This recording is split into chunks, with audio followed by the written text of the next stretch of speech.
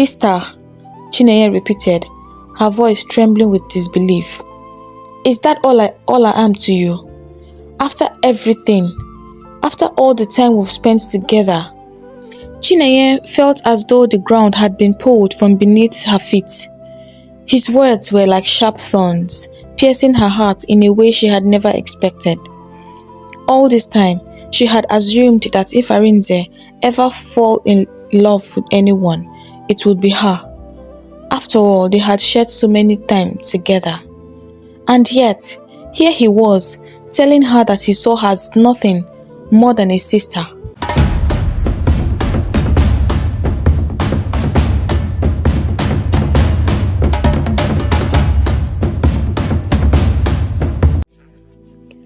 Once upon a time, in the beautiful village of Umudioka, there lived two remarkable sisters, born under the same roof on the same day, to the same parents. Chinelo and Chinenye came into the world like two drops of water from the same stream. The villagers marveled at them not just for their beauty, but for how impossible it was to tell them apart. Chinelo and Chinenye were like reflections of each other. They shared the same smooth skin, the same graceful walk, and their voices, when they spoke, rang out like the twin echoes in the wind. If you met one, you felt as though you had met the other, for they carried the same presence and aura wherever they went. When the girls were younger, the villagers would shake their heads in playful confusion. Is this Chinelo or Chinenye? They would ask, only to receive mischievous smiles from the twins. Even their parents sometimes would pause to study their faces, trying to detect a clue that would set them apart. But the two girls were like two sides of the same coin, always together, always in harmony. They took joy in the little game they played with the villagers, often wearing matching clothes and tying their hair in identical styles, making it nearly impossible for anyone to guess who was who. And to make it more amusing, if someone called for Chinelo, both girls would turn with a smile and say, yes. If someone called for Chinenye, the same response would follow. It was a game they never tired of. As they grew older, however, subtle differences began to emerge. Chinelo, the elder by a mere breath, had a quiet soul. She moved through the village like a soft breeze, gentle and unseen, unless you were paying close attention. Chinelo preferred the company of her thoughts and often spent her days in the cool shade of the mango trees, reading or sewing, her mind wandering far beyond the hills that bordered the village. Her smile was soft, and her laughter, though rare, was like the first note of a flute, a sweet sound that left you wishing for more. The villagers would often see her sitting alone, gazing into the distance, her face unreadable. She was a mystery, and the more the villagers tried to understand her, the more they realized how little they could know. Chinenye, on the other hand, was a flame that could not be ignored. Where Chinelo was the breeze, Chinenye was the wind, full of life and energy, always going around the village in laughter and conversation. Her voice could be heard ringing through the village at all hours of the day, as she greeted everyone with warmth. She was the life of every gathering, the light in every room.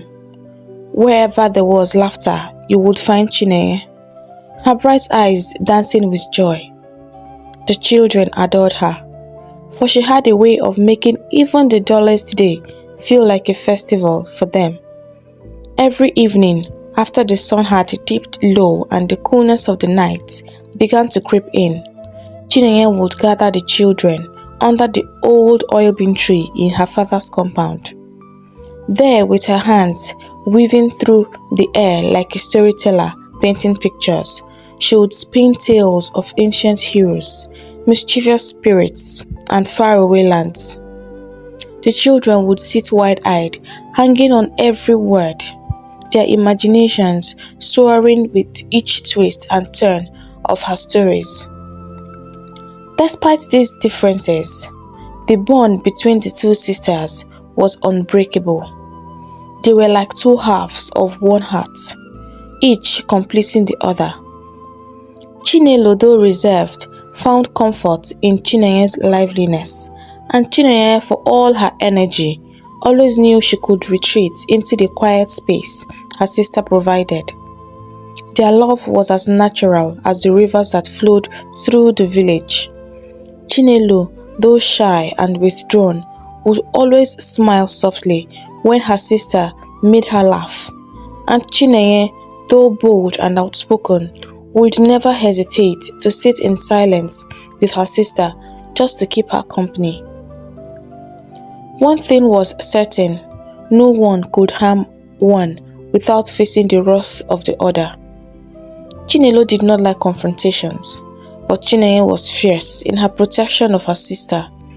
If anyone dared to raise their voice at Chinelo, Chinenye was there in an instant, her eyes blazing like fire. "You mess with her, you mess with me," she would declare, her voice carrying a strength that left no room for argument. The other maidens in the village learned quickly not to cross the sisters. Their father, Obiora, was not just a farmer. He was one of the most prosperous men in the village. His fields stretched as far as the eyes could see, vast acres of rich soil where yams grew tall and strong. His farm was the pride of the community, with each season bringing a harvest so bountiful that even neighboring villages would come to trade with him. Obiora's hands were rough from years of working the land, but his heart was soft, especially when it came to his twin daughters. Obiora doted on his daughters like the sun doted on the earth, giving them light and warmth and everything they could possibly need. The girls were his joy, his pride, and he made sure they never lacked anything. They wore the finest clothes and adorned themselves with the most beautiful beads, their necks and wrists shimmering with the kind of jewelry that made other maidens look on with envy. Wherever Chinelo and Chinenye went, eyes followed them, admiring not just their beauty, but the clear love their parents showered upon them. It was no secret that Obiora held his daughters in the highest regard. They were the apples of his eye, and everyone knew it. But there was more to Obiora's life than his daughters and his farm. He had a friendship so deep and old with Obinna, a bond that went back to their childhood. The two men had grown up together, inseparable from the time they could walk. They were always involved in one adventure or the other, sometimes getting into mischief, sometimes into trouble, but never apart. As boys, they had spent hours running through the fields, fishing by the river, and dreaming of the futures they would build beside each other, even as they grew into men. Their bond remained strong, rooted in years of trust and loyalty. It was only natural then that Obiora and Obinna would want their families to be connected in more than just friendship. One evening, as they sat under the stars after a long day of work, they made a pact. They would ensure that their children, when they came, would marry each other, binding the two families together forever. It was a simple plan born out of love and the hope that their friendship would live on through their children. Time passed, and true to their word, both men married in the same year, and their wives gave birth in the same season. Obinna's wife had a healthy baby boy, whom they named Arinze, while Obiara's wife gave birth to the beautiful twin girls, Chinelo and Chinenye. At first, Obiara playfully asked his friend to choose which of the twin maidens Arinze would marry. But the wives, wise as they were, suggested that the children should grow up first and decide for themselves. And so the matter was settled. The children would be allowed to grow, and Arinze would choose his bride when the time was right. The years rolled, and the children blossomed into fine young adults. Arinze, Chinelo, and Chinenye had grown up together, playing and learning as friends. But as the seasons changed, so too did their relationship. What began as innocent friendship slowly transformed, especially for Arinze. From a young age, his father had reminded him of his destiny, the promise made long ago that he would marry one of the twin maidens. And Arinze carried that knowledge in his heart. Arinze and Chinenye grew up to become very close. When Arinze was not with other young boys in the village, he would be with Chinenye.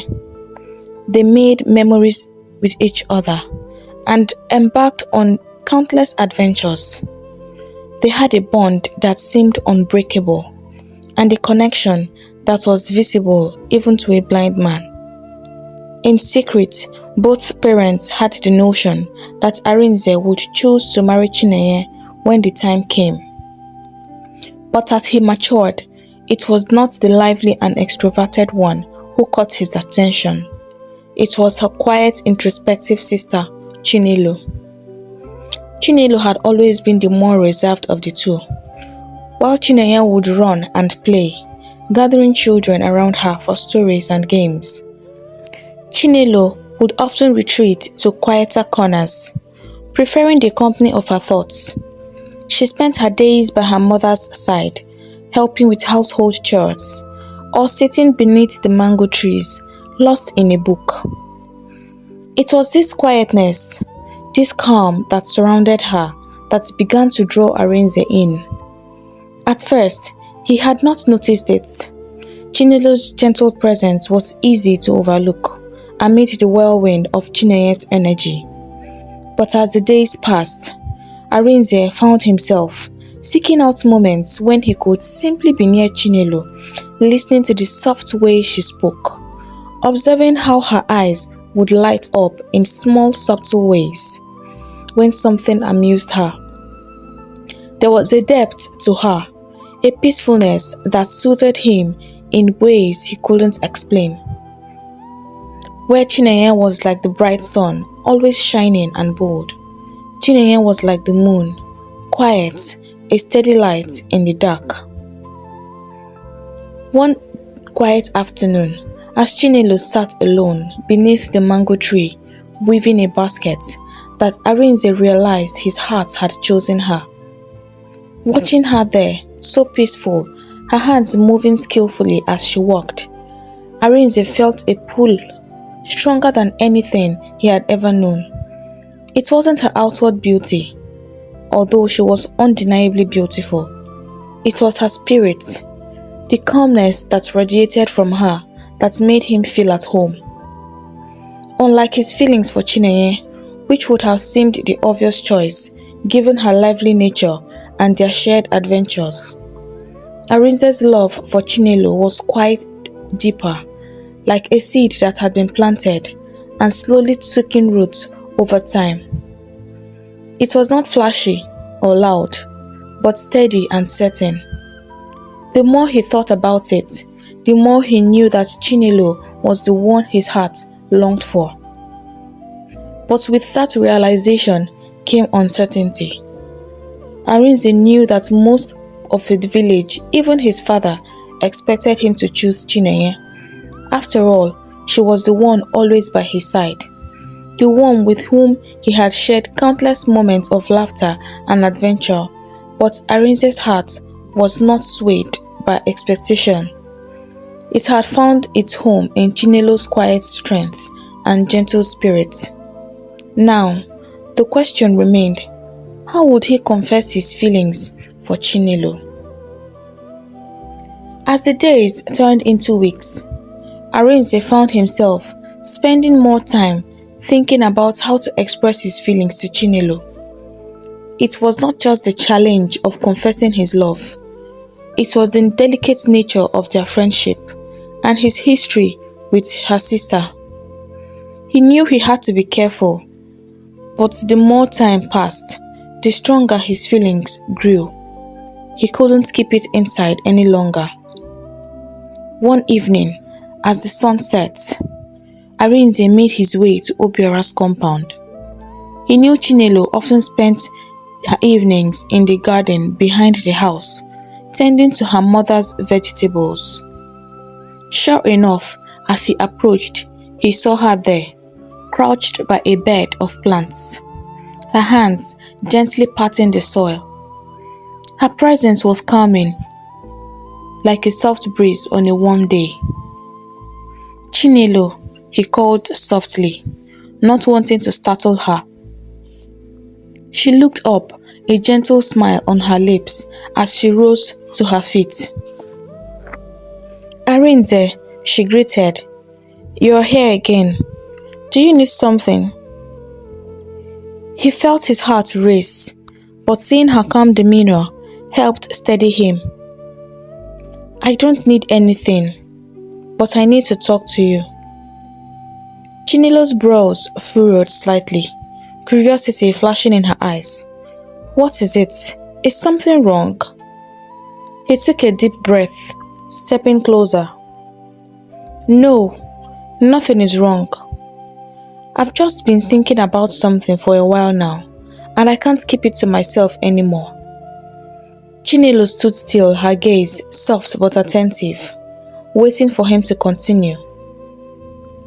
"Chinelo," Arinze began, his voice steady but filled with emotion. "We've known each other our whole lives. I've always admired you, but lately I've realized it's more than that. You're different.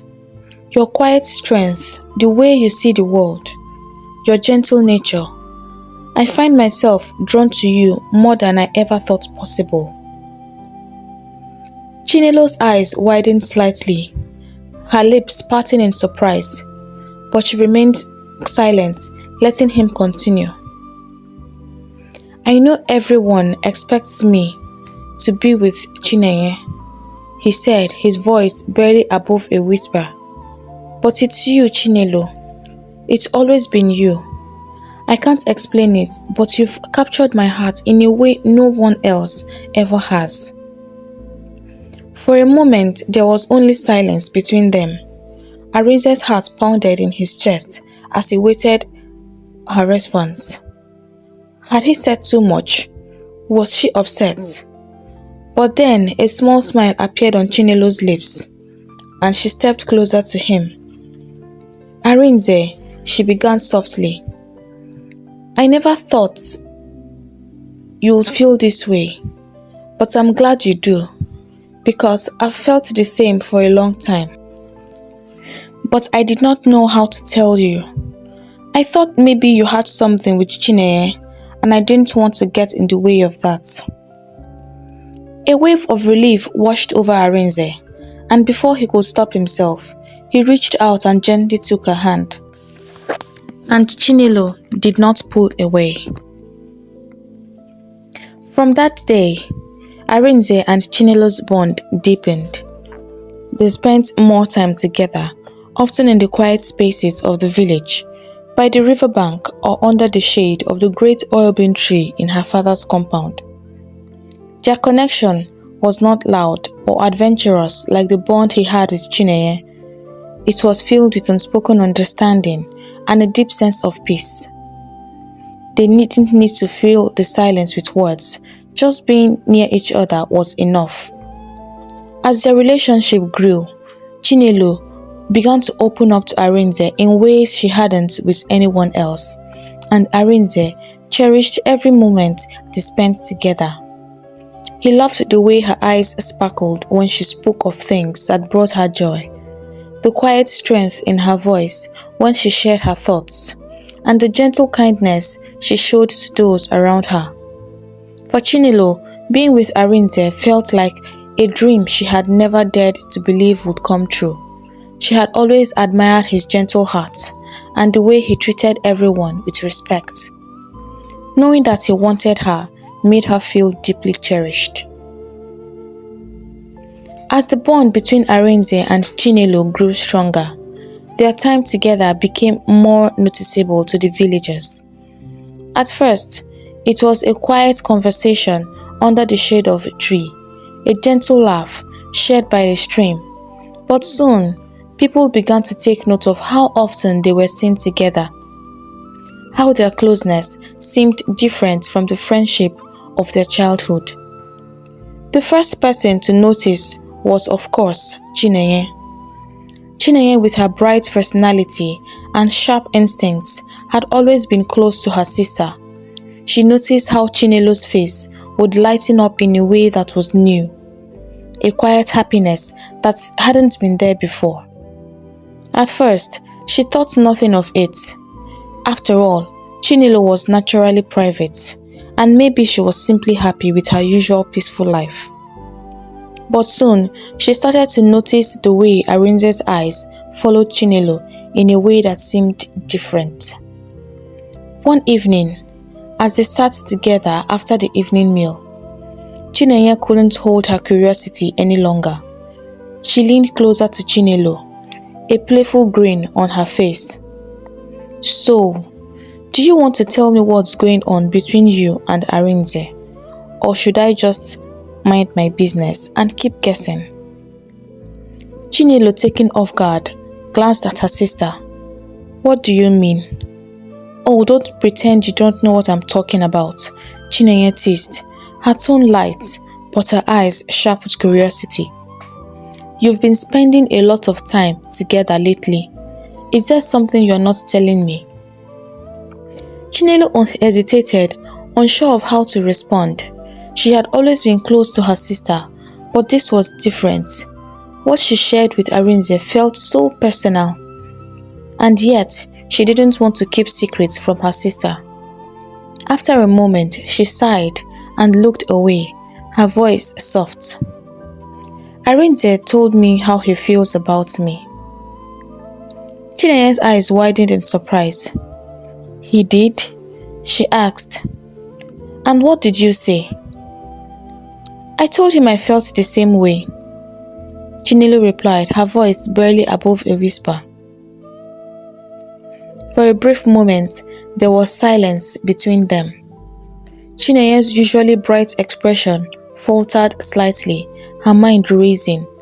She had always assumed that Arinze would fall in love with her if he chose anyone. They had spent so much time together. After all the time they spent together, hearing that it was Chinelo he had fallen for, she wasn't so sure how to feel. Chinelo, sensing the shift in her sister's mood, quickly added, "I'm sorry, Chinenye. I did not mean for things to happen this way. I didn't even expect it myself." Chinenye blinked, shaking her head as if to clear her thoughts. Then, with a deep breath, she forced a smile back onto her face. No, don't be sorry, Chinelo. You deserve to be happy. If Arinze makes you happy, then that's all that matters." But despite her words, Chinelo could see the sadness in her sister's eye.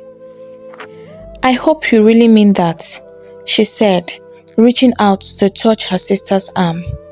"I don't want this to come between us." Chinenye hesitated for a moment, then nodded, her smile becoming more genuine. "Of course I mean it. We are sisters. Nothing can come between us." But as much as Chinenye tried to convince herself, the change in their relationship was undeniable. She could not shake the feeling of loss that lingered in her heart, even though she knew that Chinelo and Arinze now belonged together. As the days turned into weeks, Chinenye could no longer ignore the shift in her world. She had always been the center of attention, the one people turned to for joy and excitement. But now, all eyes were on Chinelo, the quiet, reserved Chinelo, who somehow had captured the heart of the very person she had thought would always be hers, Arinze. It wasn't just the whispers in the village that troubled her, though those were hard to ignore. Everywhere she went, people would glance at her with curiosity. They assumed she did not mind, that she was happy for her sister. But the truth was, Chinenye's heart was growing heavy with jealousy and anger. Arinze used to be her closest companion, the one who joined her in laughter and adventures.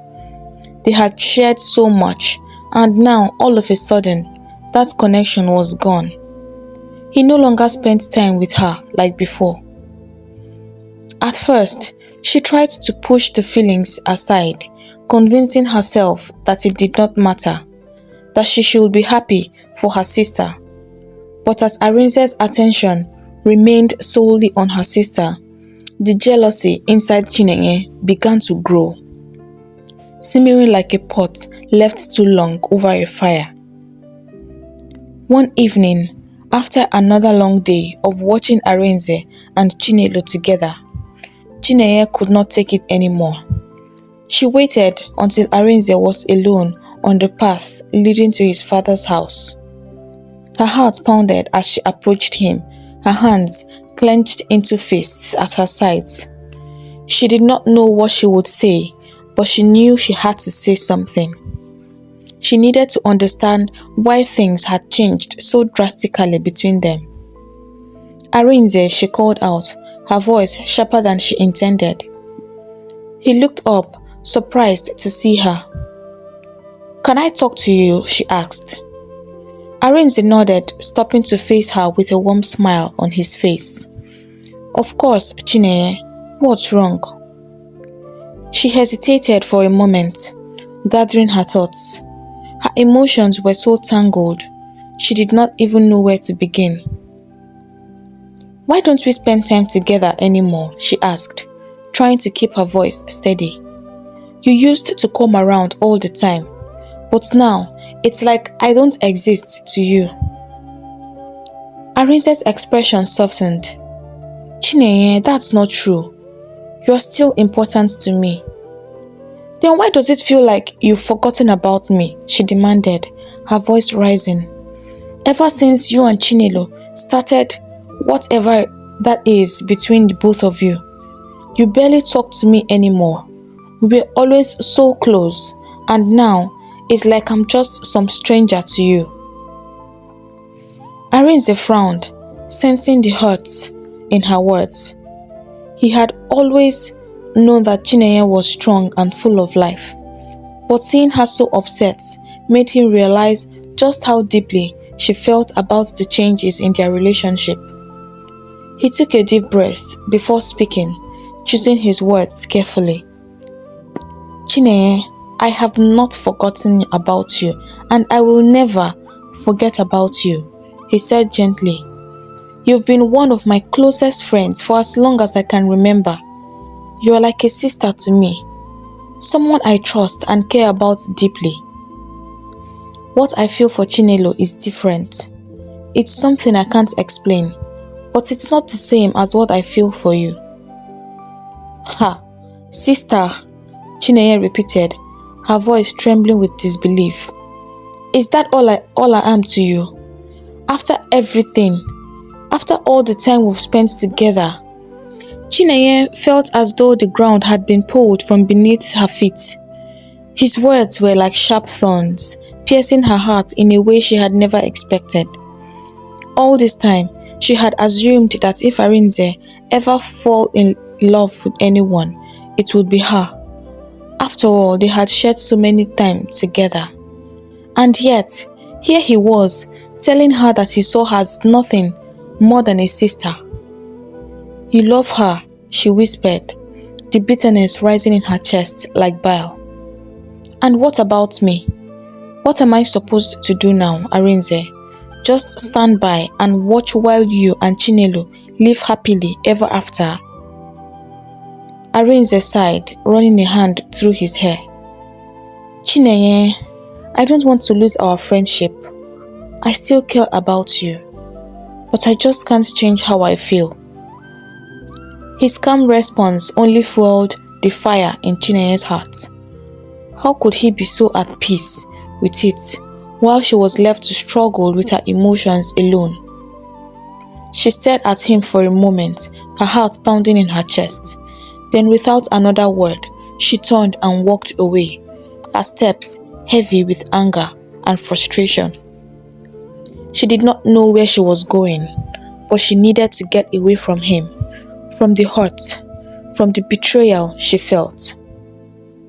As she walked, the envy and bitterness inside her grew stronger, swirling like a storm in her mind. She had always been the one people looked up to, the one who was admired and adored. But now, it was Chinelo, quiet, unassuming Chinelo, who had captured the heart of the one person Chinenye had never imagined losing. In the days that followed, Chinenye found it harder and harder to hide her feelings. Every time she saw them together, the bitterness inside her deepened. She felt as though she was being pushed to the side, forgotten by the two people she had always been closest to. And the more she dwelled on it, the more her resentment toward Chinelo grew. It was not fair, she thought. Why should her quiet sister, who never sought attention or tried to make friends, be the one to find love? Why should she, Chinenye, who had been by his side, his closest ally, for so long, be pushed to the corner? The envy began to consume her, and though she tried to smile and pretend that everything was fine, those who knew best could see the change. The light in her eyes had dimmed, replaced by something darker, and deep down, Chinenye knew that this bitterness was starting to take hold of her heart in a way she could no longer control.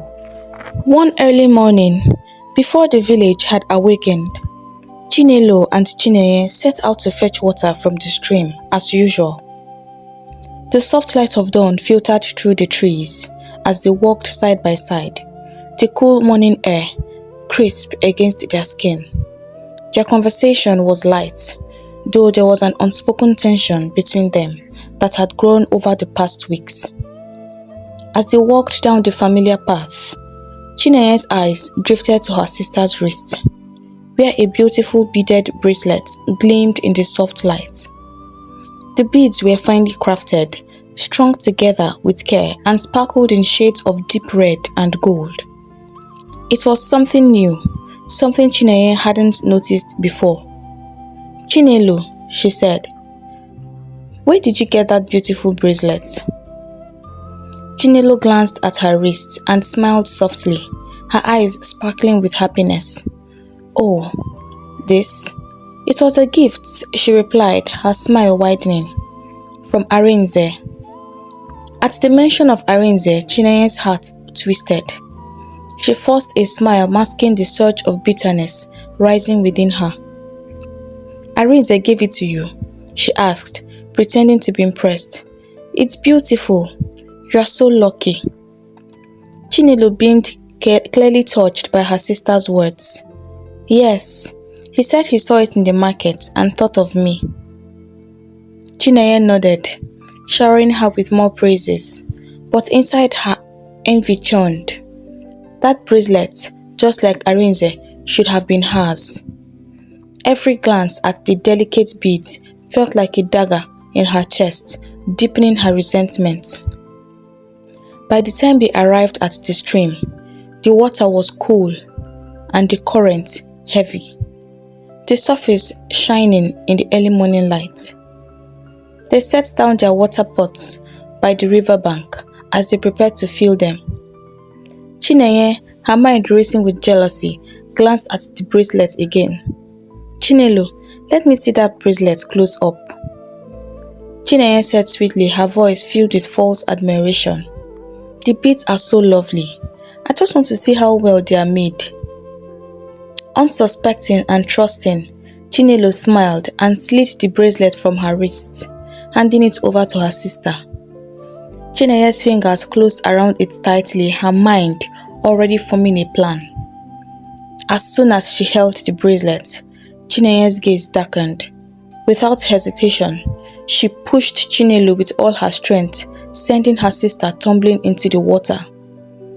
The cold splash of the water echoed through the quiet morning as Chinelo disappeared beneath the surface, her shocked gasp swallowed by the rushing current.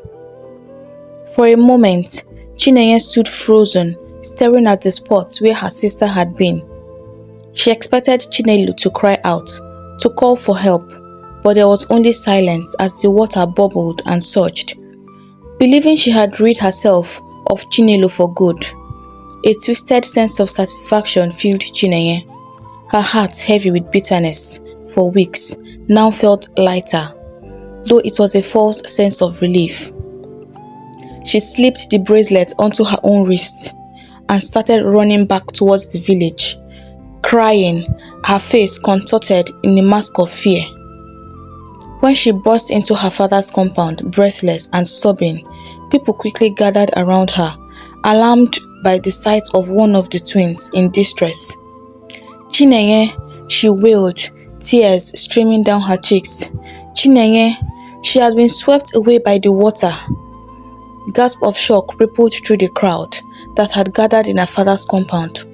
What happened? One of the women asked, rushing to comfort her. Where is your sister? The tide was so strong, she cried, pretending to be overwhelmed by sorrow. I tried to help her, but the water carried her away. I could not save her. The village, who had always known the twins to be inseparable, were devastated by the news. Her parents rushed out, hearing the commotion outside, their face etched with panic and sorrow. Her mother threw herself to the ground, wailing, while Obiora held Chinenye, or rather, who he thought was Chinelo, as she cried uncontrollably. Chinenye gone? He whispered, his voice thick with grief.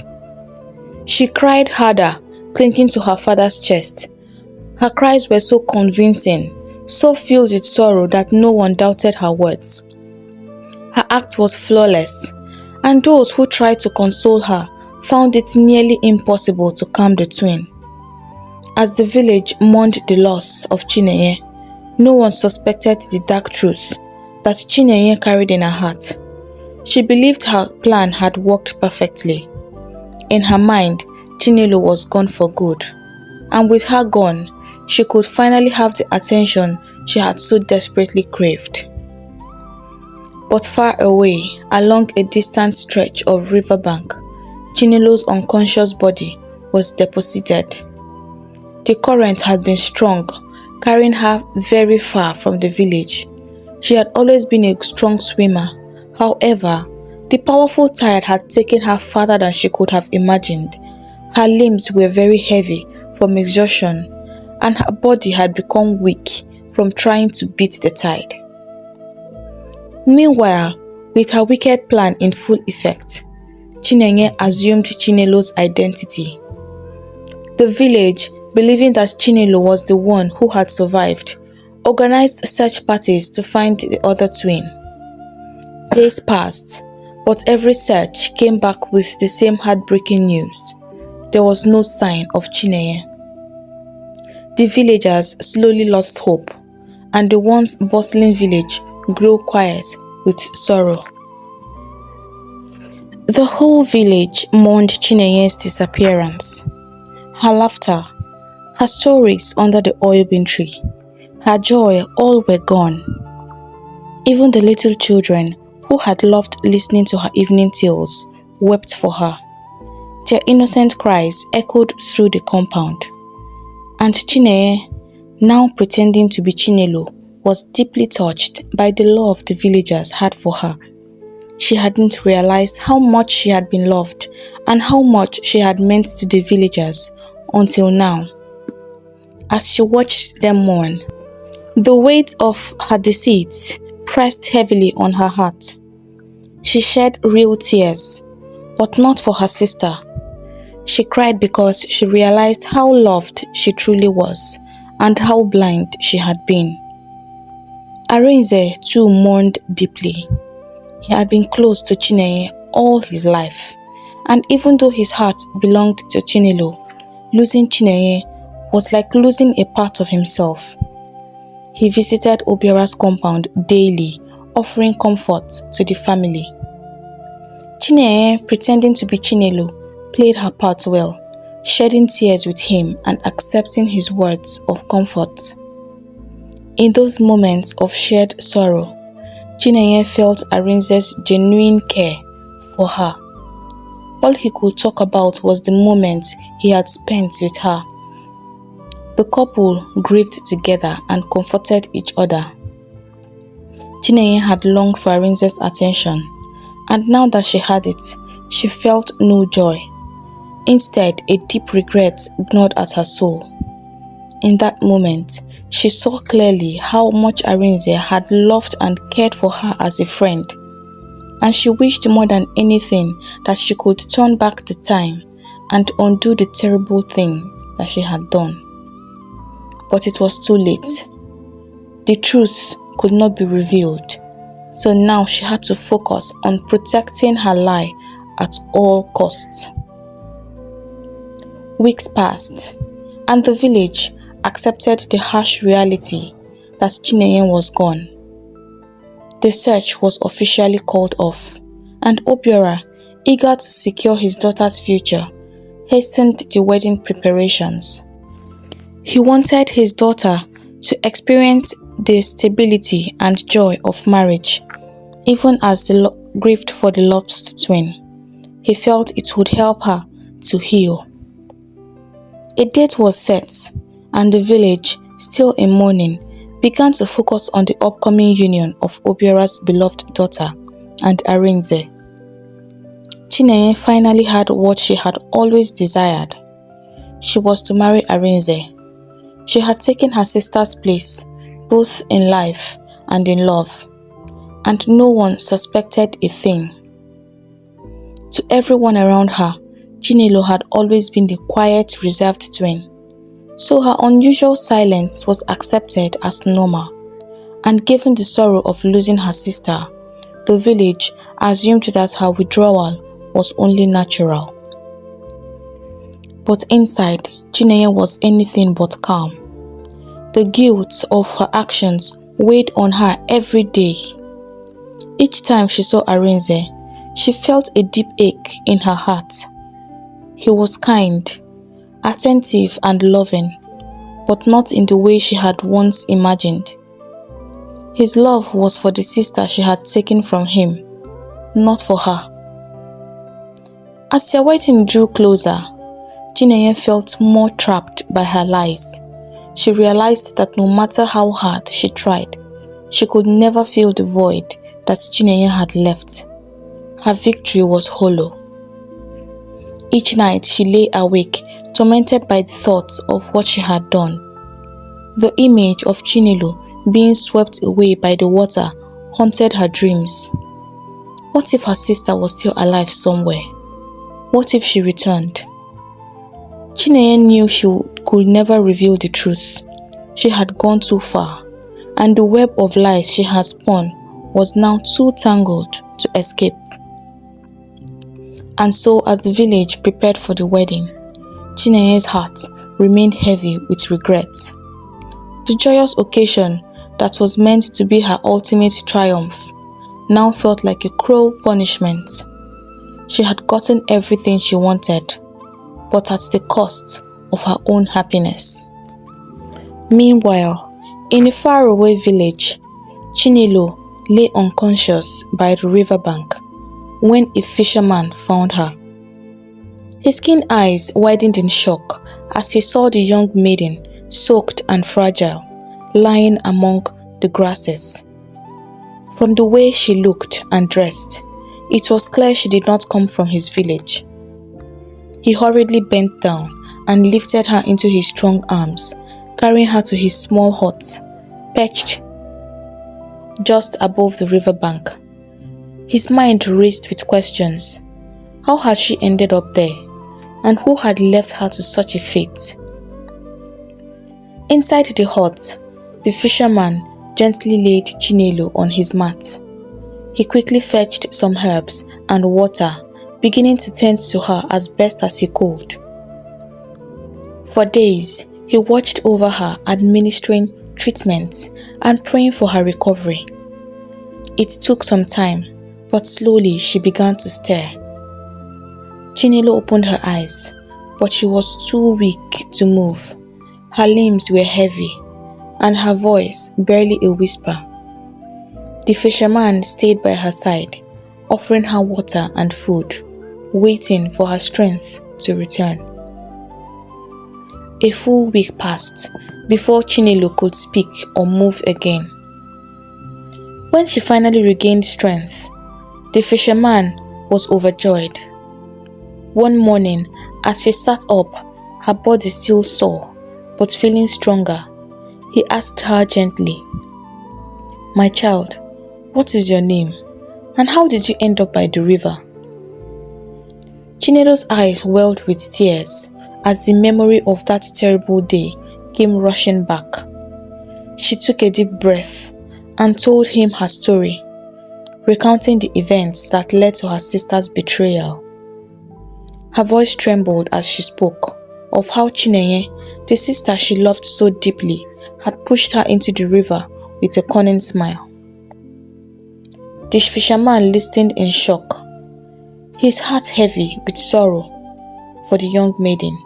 He had seen many things in his life, but never had he heard of such a betrayal between siblings, twins for that matter.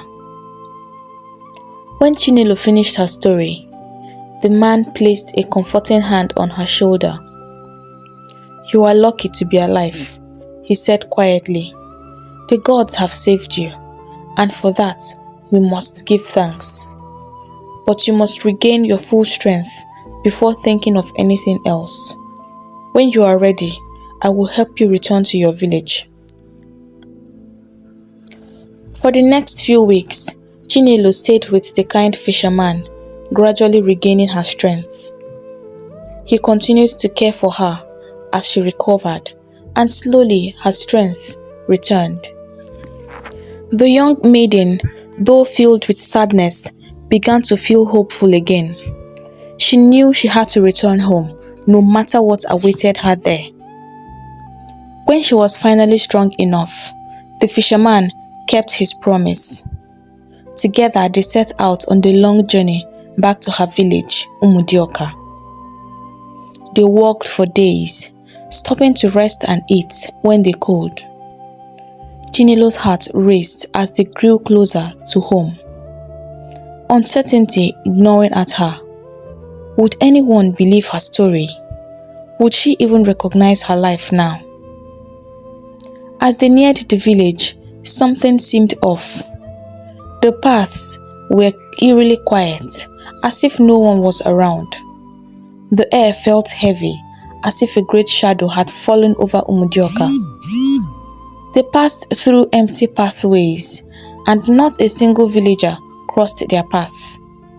It was strange, and Chinelo couldn't help but feel a growing sense of dread.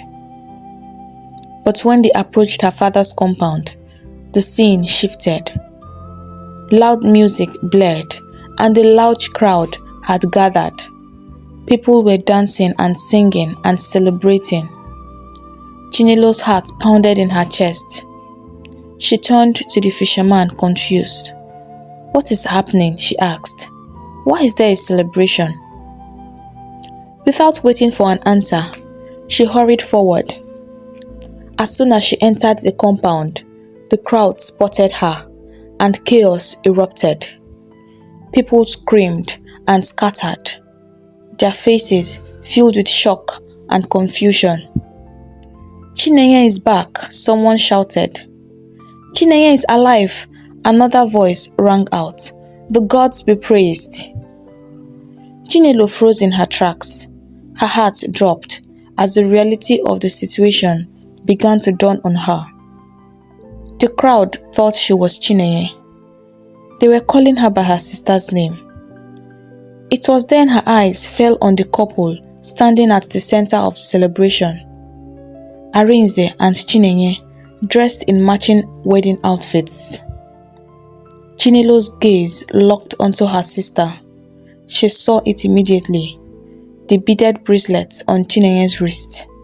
Her bracelet, the one Arin had given to her, now sitting proudly on her sister's hands, as if it belonged there. It all became clear in that moment. Chinenye had taken her identity. She had lied to everyone, pretending to be her. The villagers believed Chinenye was her, the one who had survived, while she, Chinelo, was thought to be Chinenye, and that she was gone forever. The realization hit her like a storm. Her own sister had not only tried to kill her, but had stolen her entire life. Her heart raced, but she remained frozen, unsure of what to do or say. She could see the shock in Chinenye's eyes as well. For a brief moment, the world seemed to stand still as the two sisters stared at one another. Chinelo stood there, her chest heavy with emotion, as the crowd continued to chant her sister's name, unaware of the truth standing before them. Her mind raced, trying to piece together how things had gotten so far. She could feel her heart pounding in her ears as anger and heartbreak filled her. Without thinking, Chinelo stepped forward, pushing through the crowd. Her voice trembled, but it carried all the weight of her hurt and confusion. "Chinenye," she shouted. The crowd fell silent, stunned by the raw emotion in Chinelo's voice.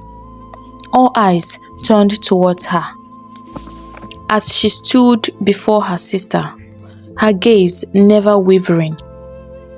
Chinenye's eyes widened in shock, her face pale as though she had seen a ghost. For a moment, she seemed frozen in place, unable to comprehend what was happening. "Chinenye," Chinelo repeated, her voice louder, more forceful. "Tell them the truth. Tell them what you did to me." The crowd gasped, murmurs of confusion rippling through the air. Arin, who had been standing beside Chinenye, looked from one sister to the other, completely confused. "What is she talking about?" he asked, his voice filled with concern as he looked at the woman he believed to be Chinelo. Chinenye stepped back, her hands shaking as she clutched the bracelet tighter. "I don't know what she's talking about," she stammered, her voice weak. "I am Chinelo." "You are lying," Chinelo interrupted, her voice thick with emotion. She took another step toward her sister, her eyes never leaving her face. "You pushed me into the river. You tried to kill me and then pretended to be me, so you could have everything that was mine, including Arinze. Why, Chinenye?" The crowd gasped again, and the air around them became tense. Some people began whispering to one another, glancing between the two sisters in disbelief. How could such a terrible thing be true? Chinenye's face paled even more, but she tried to maintain her composure. "This is madness," she said, her voice shaking. "I would never harm my sister. I loved her. Stop lying," Chinelo shouted, her eyes burning with tears. "I was there, remember, Chinenye. I know what you did. You pushed me into the water and left me to die. Then you stole my identity. You have deceived everyone here." For the first time, Arinze seemed to waver. He looked into Chinelo's eyes. Something familiar tugged at him. "Wait," he whispered, his eyes narrowing, as if trying to see beyond the surface. The silence in the compound was heavy, each villager hanging on every word. Some had known the twins since they were born and could hardly believe their ears. Others looked at Chinelo with suspicion, not knowing who to trust. Chinenye, seeing the doubt beginning to form in Arin's eyes, tried to salvage the situation. She put on her best mask of sorrow and desperation, clinging to his arm. "Arinze, please," she pleaded, her voice breaking. "You know me. I'm Chinelo, your Chinelo. She's just trying to confuse you, to ruin what we have." But Chinelo wasn't finished. Her gaze was fierce. "If you are truly Chinelo, then show them the scar on your ankle," she challenged, her voice steady now. "The one from when we were children, the day you fell from the mango tree." A hush fell over the crowd. Arinze's eyes widened, and his heart skipped a beat. Everyone who had known the twins growing up remembered that scar. It was a simple but undeniable mark of the real Chinelo. Chinenye's face drained of all color. She shifted uncomfortably, her hand instinctively going to cover her ankle. "That's ridiculous," she muttered. "Show them," Chinelo demanded. All eyes were on Chinenye now, the weight of the truth pressing her down. She looked around, trapped, knowing there was no way out. The villagers were already beginning to whisper, and Arinze's hand had slipped away from her grasp. In a final desperate move, Chinenye turned on her heel and bolted towards the edge of the compound, trying to escape. But before she could get far, strong hands grabbed her. It was her father, his face twisted in a mix of fury and disbelief. He had remained silent up until that moment, too stunned to comprehend what was happening. But now, seeing his daughters at odds, he knew he had to act. "Stop this, Chinenye," he shouted. "The truth is out. You will not run from what you have done." Chinenye struggled for a moment, but the fight had gone out of her. She sank to her knees, her face crumpling in defeat as the weight of her actions crushed her spirit. Tears streamed down her face, but they weren't enough to wash away the guilt that now stained her soul. "I'm sorry," she cried, her voice breaking. "I did not mean for it to go this far. I just wanted to be loved the way you were. I was jealous, and I thought if I took your place, I could have everything you had." Chinelo stood there, her heart aching as she listened to her sister's confession. The betrayal cut deep, but so did the pain of seeing her sister fall apart before her. She had always loved Chinenye, and even now, in the face of such treachery, that love hadn't completely died. The villagers watched in stunned silence as Chinenye wept, her sobs echoing through the compound. But Chinelo, though her heart ached, stood tall. "You did not need to take my place to be loved, Chinenye," she said softly. "You were always loved for who you are. But now, see what you've done." Arinze, who had remained silent throughout the confrontation, finally stepped forward. His eyes were full of sorrow as he looked at Chinenye, the friend he had once cherished. "I cared for you, Chinenye. I truly did. See how your jealousy and bitterness has turned you into what you are not. I'm really disappointed in you. And to think that we spent weeks together, we cried together and grieved, when all along it was you who planned for her to die. It makes it all the more scarier." Chinenye's head remained bowed in shame as she continued to sob uncontrollably. Her confession had shaken the village to its core.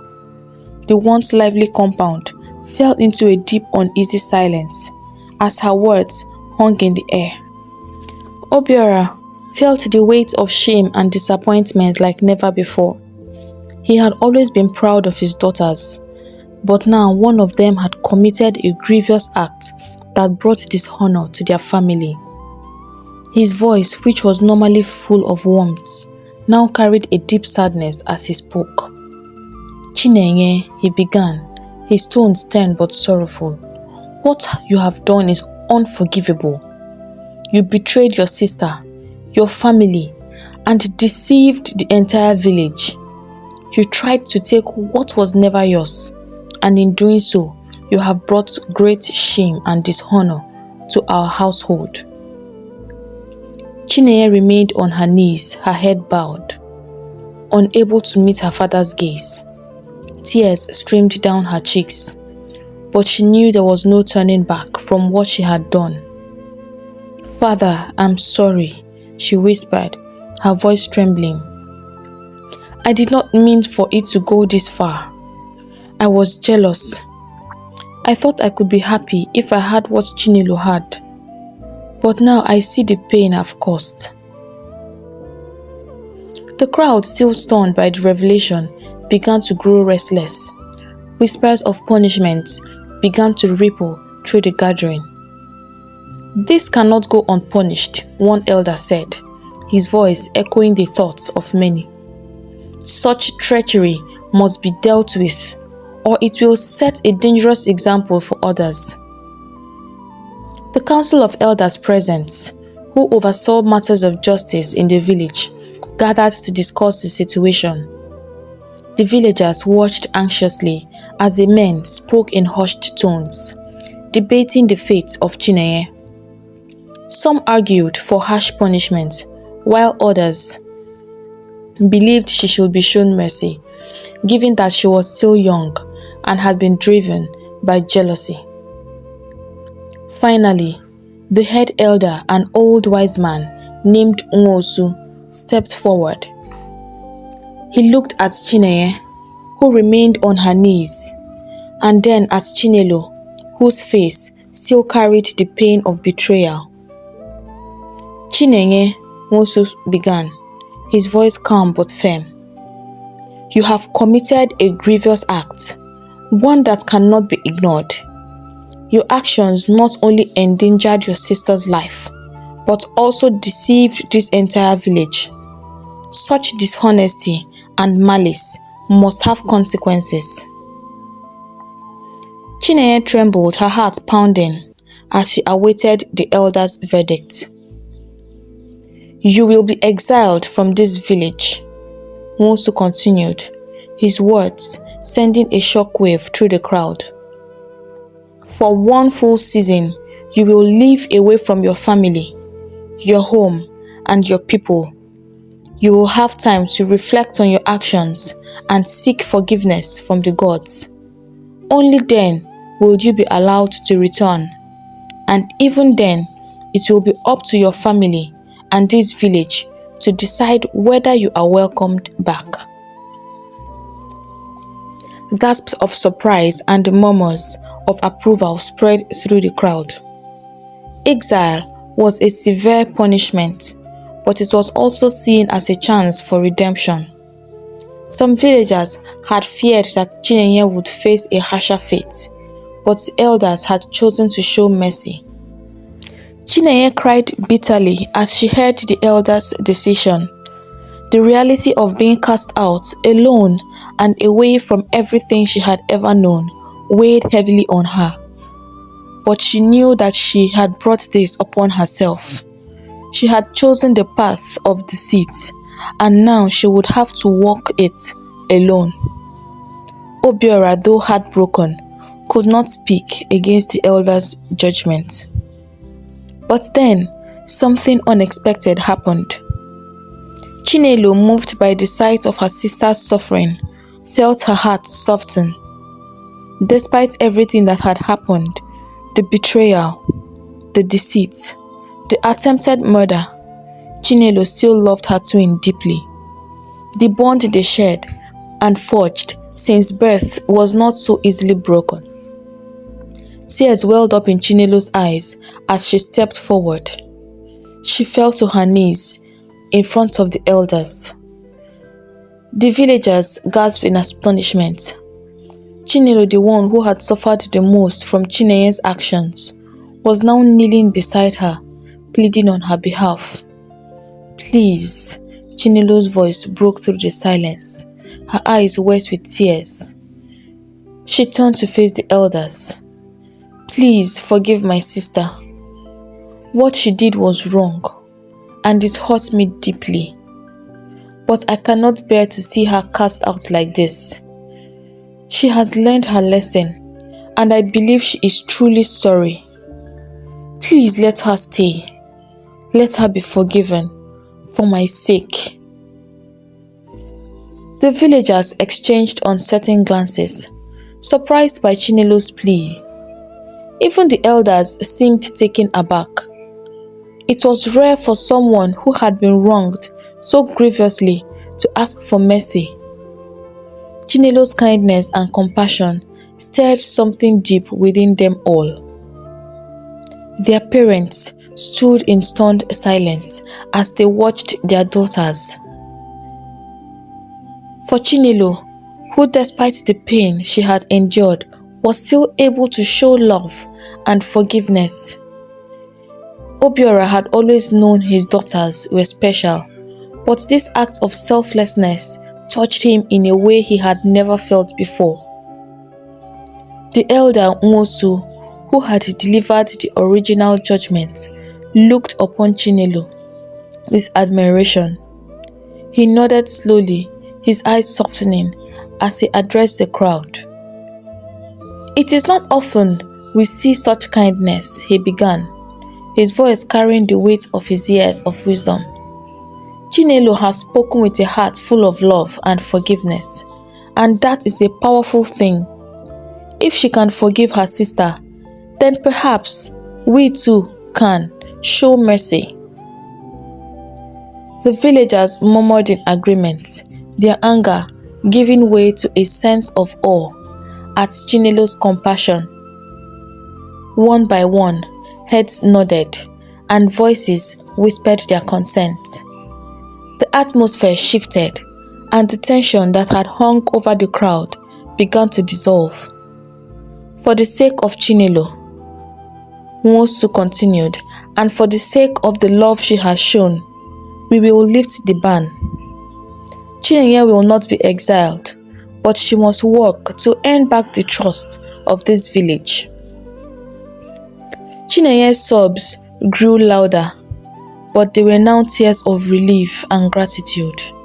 She turned to Chinelo, her face streaked with tears, and fell at her sister's feet. "I'm so sorry," Chinenye wept, her voice choked with emotion. "I have wronged you in the worst possible way, and I don't deserve your forgiveness. But I beg you from the bottom of my heart, please forgive me, Chinelo." Chinelo knelt down and pulled her sister into her arms, her own tears flowing freely. "I forgive you, Chinenye," she whispered softly, her voice full of love. "You are my sister, and nothing will change that." The two sisters embraced each other tightly, their tears mingling as they clung to one another. The villagers watched in silence, many moved to tears themselves by the powerful display of love and forgiveness before them. What had begun as a day filled with sorrow and judgment had now transformed into a moment of reconciliation and healing. Arin, who had stood quietly by, feeling both sorrow and relief, finally stepped forward, his eyes filled with admiration for Chinelo's strength and kindness. Met hers. He knew now more than ever that his heart belonged to her, not just because of her beauty or quiet nature, but because of the depth of her soul. Chinenye, though still racked with guilt, felt a small glimmer of hope. She knew that earning back the trust of the village, her family, her sister, and Arinze would take time. But with her sister's forgiveness, she believed that redemption was possible. Obiora and his wife thanked the kind fisherman for saving their daughter's life and bringing her back to them.